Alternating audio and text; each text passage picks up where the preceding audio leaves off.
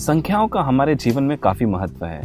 संख्याएं ना होती तो हमें वजन, ऊंचाई के बारे में कैसे पता चलता, गर्मी है या ठंडी, ये टेम्परेचर कैसे मेजर करते, डिस्टेंसेस, लेंथ, प्रॉफिट लॉस इत्यादि में संख्याओं का बहुत योगदान है।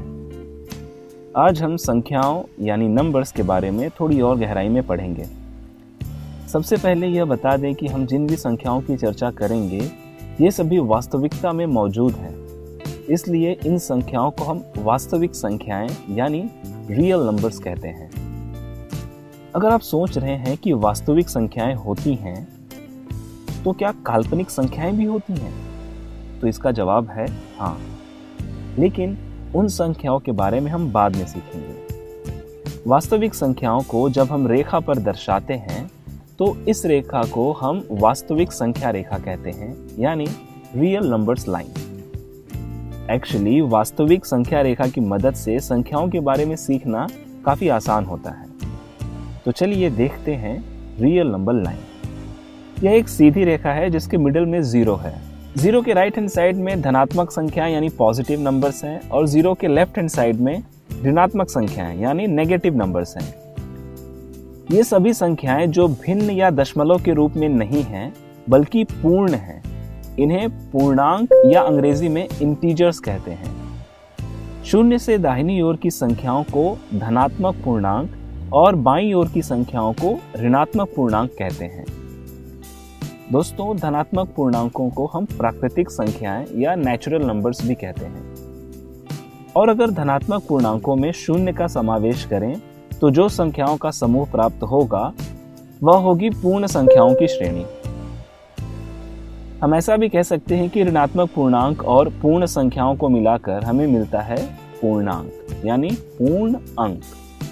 धनात्मक पूर्णांकों को फिर से दो संख्याओं में वर्गीकृत किया गया है, अभाज्य संख्याएं और भाज्य संख्याएं। अभाज्य संख्याएं वह होती हैं जो केवल दो संख्याओं से विभाजित होती हैं। पहला है एक और दूसरा है खुद वही संख्या। उदाहरण के तौर पर नंबर 2, जिसे केवल एक और खुद वही संख्या 2 से ही विभाजित किया जा सकता है। उसी प्रकार नंबर 3 और 5 भी हैं, करेक्ट? तो नंबर 2, 3, 5, 7, 11, 13, 17, 19 और इसी तरह आगे भी अनगिनत संख्याएं अभाज्य संख्याएं होती हैं जिन्हें केवल एक और खुद वही संख्या से ही विभाजित किया जा सकता है, और इसे हम अभाज्य संख्या की परिभाषा कहते हैं। तो अब आप ही बताइए कि भाज्य संख्याओं की क्या परिभाषा हो सकती है? क्या हम कह सकते हैं कि यह वह संख्या है जो कम से कम 3 या उससे भी अधिक संख्याओं से विभाजित होती है, जैसे कि नंबर 4 जो 1, 2 और 4 से विभाजित होती है। वैसे ही नंबर 6 जो 4 संख्याओं से विभाजित होती है, 1, 2, 3 एंड 6 से। संख्या एक ही ऐसी संख्या है जिसका केवल एक ही विभाजक है, इसलिए इसे भाज्य और अभाज्य दोनों में ही किसी भी कैटेगरी में नहीं लिया जाता है।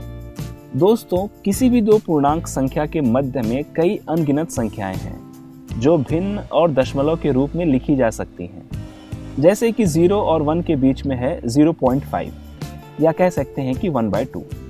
इसी प्रकार -2 और -3 के बीच में है -5/2 या कह लें कि -2.5।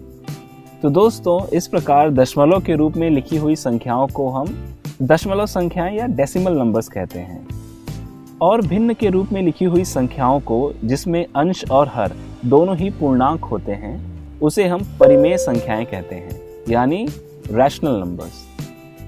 किसी भी इंटीजर्स यानी पूर्णांक को परिमेय संख्या के रूप में लिख सकते हैं, जैसे कि 0 को 0/1, 1 को 1/1, 2 को 2/1 और इसी तरह हर एक नंबर के लिए होगा।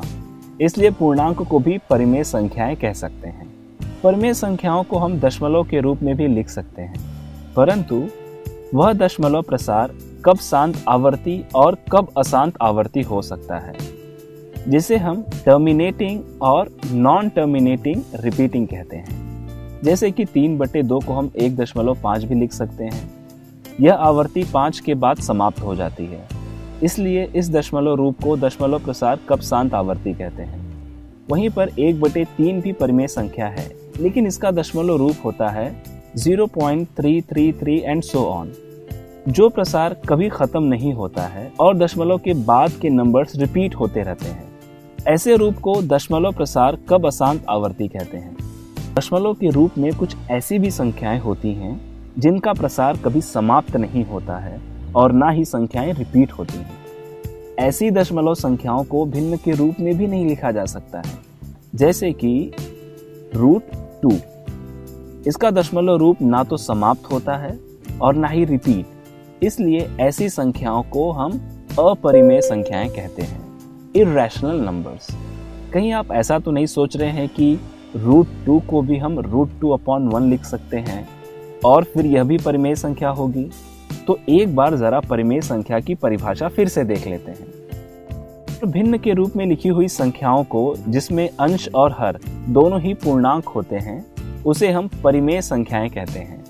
दोस्तों, हम ऐसा भी कह सकते हैं कि अभी तक हमने जितनी भी संख्याएं देखी वो या तो परिमेय हैं या अपरिमेय, और ये सभी संख्याएं वास्तव में मौजूद हैं और इनका इस्तेमाल भी कई गणितीय संकल्पनाओं में होता है। इसलिए इन सभी संख्याओं के समूह को वास्तविक संख्या यानी रियल नंबर्स कहते हैं। आज के सेशन में बस इतना ही। अब मिलेंगे अगले सेशन में। वीडियो अच्छा लगा हो तो लाइक, शेयर और सब्सक्राइब करना ना भूलें। धन्यवाद।